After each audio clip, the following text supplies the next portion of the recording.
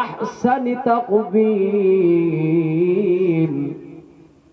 পৃথিবীতে মানুষকে সব থেকে আমি সুন্দর করে পাঠিয়েছি। এটা তো কোরআনের নির্দেশ, কোরআনের বাণী তো। লাকাদ খলাকনাল, বেশক নিশ্চয়, খলাকনাল ইনসান, আমি সৃষ্টি করেছি মানুষ জাতিকে ফি আহসানি তাকবীল, সকল কিছু অপেক্ষা সুন্দর করে পাঠিয়েছি কাকে? মানুষকে। এখন এবারে বলো, কুকুর খায়, গরু খায়, ছাগল খায়, শূকর খায়, জন্তু জানোয়ার পশু পাখি তারাও খায়, মানুষও খায়। কথা ঠিক না বলে? তারাও খায়, আমরাও খাই। তারাও ঘুমায়, আমরাও ঘুমাই। তারাও তাদের যৌন ক্ষমতা মিটায়, আর মানুষও মিটায়। শুধুমাত্র তফাৎটা কি? শুধুমাত্র তফাৎটা কি? কোরআন ও হাদিসের উপদেশ এরা গ্রহণ করতে পারে না, মানুষ পারে না। কথা বুঝেছেন? এরা পারে না, কিন্তু মানুষ পারে গ্রহণ করতে। এবারে বুঝুন, কথাটা ভালো করে বুঝবেন। কোরআন হাদিসের উপদেশ একমাত্র মানুষ পারে, সেই ক্ষমতা আল্লাহ তাআলা দিয়েছে, তাদেরকে দেয়নি। বাইজিদ বুস্তামি রাহমাতুল্লাহ আলাইহি রাস্তা দিয়ে যেতে যেতে কুকুরের গাটা ভিজে গিয়েছে পানিতে। কুকুর এখন একটা ঝাড়া মেরেছে, ঝাড়া মারতে কুকুরের পানিটা এখন বাইজিদ বুস্তামির গায়ে পড়েছে। বাইজিদ বুস্তামির গায়ে পড়েছে। বাইজিদ বুস্তামি বলল, রে কুকুর, এ কুকুর, তুই তো নাপাক, তোর নাপাকি পানিটা আমার গায়ে পড়েছে, আমার পোশাকে পড়লে আমি তো নাপাক হয়ে যাব। কুকুর বলল, রে বাইজিদ বুস্তামি, ও বাইজিদ বুস্তামি, আমি তো কুকুর নাপাক। ও বাইজিদ বুস্তামি, তুমি যে একজন মানুষ, শুধু তুমি বলে না, যদি কোনো মানুষ সুদের সঙ্গে যুক্ত থাকে, ঘুষের সঙ্গে যুক্ত থাকে, ব্যভিচারের সঙ্গে যুক্ত থাকে, মদ পানে যুক্ত থাকে, মা বাপের যদি হক নষ্ট করে দেয়, মা বাপের সঙ্গে যদি ধমক দিয়ে কথা বলে, এরকম যদি কুলাঙ্গার মানুষগুলো যদি থাকে, যদি পাপের মধ্যে যুক্ত থাকে, ও বাইজিদ বুস্তামি, আমি কুকুর যতটা না নাপাক, তার থেকেও অধিক তীব্র নাপাকি গুনায় ভরা মানুষ হলো ওই মানুষটা, যার মধ্যে ওই গুনাহগুলো রয়েছে, সে তো আমার থেকেও বেশি নাপাক। কথা বুঝতে পারছেন? একটা কুকুর কি বলছে? সে তো আমার থেকে বেশি নাপাক। বাইজিদ বুস্তামি হতবাক হয়ে গেল। তাই তো চলার পথে তো আমাদের অনেক ভুল হয়ে যায়। বাইজিদ বুস্তামি বলল, কুকুর, তুমি তো দারুণ উপদেশমূলক কথা বলেছো। ও কুকুর, তুমি কি আমার বন্ধু হবে? তুমি কি আমার বন্ধু হবে? তুমি তো বড় উপদেশমূলক কথা বলেছো, বাস্তব যুক্তিসম্মত কথা বলেছো। কুকুর বলেছিল, বাইজিদ বুস্তামি, ও বাইজিদ বুস্তামি, তুমি জান্নাতি না জাহান্নামী, এ কথা আগে আমারে বলো। বন্ধুর প্রশ্ন তো পরে, আগে তুমি বলো জান্নাতে যাবে না জাহান্নামে যাবে? এখন বাইজিদ বুস্তামি হতবাক হয়ে গেল কুকুরের কথা শুনে।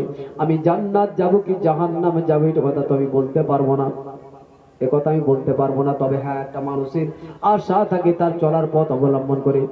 এবার আপনারা বলুন, একটা ছেলে মাধ্যমিকে পড়াশোনা করে, মাধ্যমিকে পড়াশোনা করে, সে প্রতিনিয়ত 8 ঘন্টা, 10 ঘন্টা, 12 ঘন্টা, 14 ঘন্টা পড়াশোনা করে, মাস্টার দেওয়া আছে, এবং প্রতিনিয়ত স্কুল যায়, কামাই করে না, এবং সে যখনই পরীক্ষা দেয় ম্যাক্সিমাম টাইম 198, 99 নাম্বার তোলে। এখন বলুন, এখন বলুন, আপনাদের কি মনে হয় সেই ছেলেটা পাস করবে না ফেল করবে? পাস করবে না ফেল করবে? সে তো র্যাঙ্ক করবে, তো আলাদা বিষয়, কিন্তু পাস ফেলের যদি প্রশ্ন থাকে তো এক কথাই আমাদের দৃঢ় বিশ্বাস, পাস। কথা ঠিক না ভুল?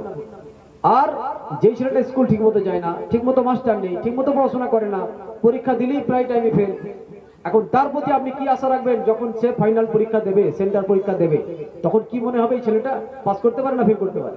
ও ম্যাক্সিমাম সম্ভাবনা ফেল করতে পারে। ঠিক সেইভাবে একটা মানুষ যখন সে মদ পান করছে, সে জোয়ার মধ্যে লিপ্ত আছে, সে মা বাবার সঙ্গে অসৎ আচরণ করে, প্রতিবেশীর সঙ্গে অসৎ আচরণ করে, ধর্ম থেকে বিচ্যুত থাকে, নামাজ কালাম কিছু নেই, তখন সে নিজে থেকে ভেবে নিক আমার পথটা কি হতে পারে, জান্নাত না জাহান্নাম। নিশ্চয়ই তার মধ্যে একটা রিমার্ক তৈরি হবে, একটা মার্কিং তার মধ্যে এসে যাবে। আর যারা 5 ওয়াক্ত নামাজ পড়ে, সৎ কাজ করে, নেক কাজগুলো করে, আগে আজকের এই যে কাজটা হয়েছে এটা নেক কাজ না অসৎ কাজ?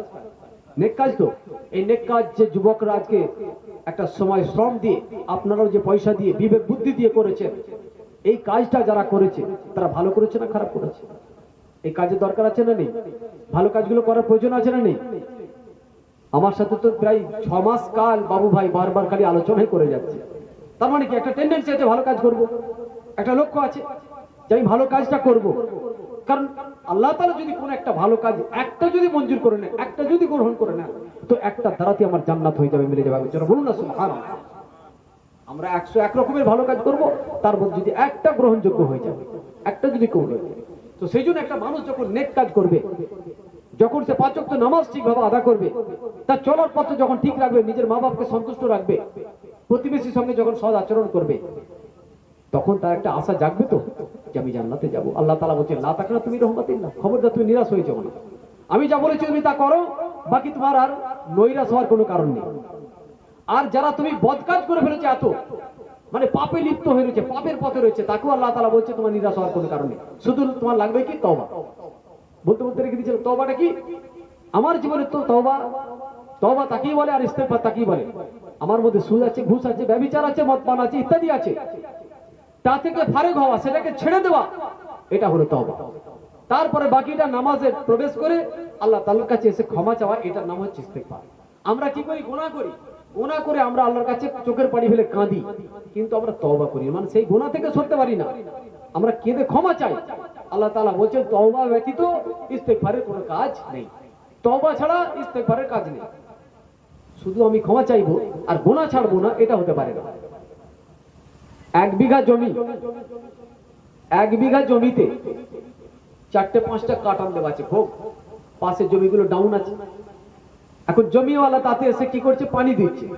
রাত্রিবেলায় ফাঁকা পেয়েছে, মানে যে শালগুলো থাকে, মিনিগুলো থাকে, ফাঁকা পেয়েছে, তো যাক এই সময় পানিটা দিই। এখন পানিটা যে দিচ্ছে, একটা মিনি থেকে পানি নিচ্ছে, অনেক পানি, কিন্তু জমিটার যে ভোগ আছে সেগুলো সে বন্ধ করে না।